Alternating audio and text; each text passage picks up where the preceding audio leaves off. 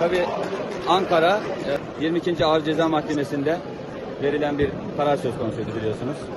2019'dan bu yana tutukluğun da devam ettiği Kobani davası olarak bilinen dava ile ilgili olarak şu anda istinaf süreci devam ediyor. Ankara Bölge Adliye Mahkemesi 22. Ceza Dairesi'nde dava derdest.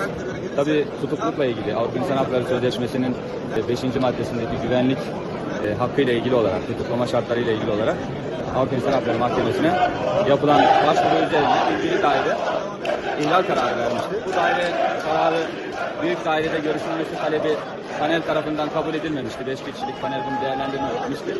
Tabii daire kararı bu yönüyle kesinleşmiş oldu.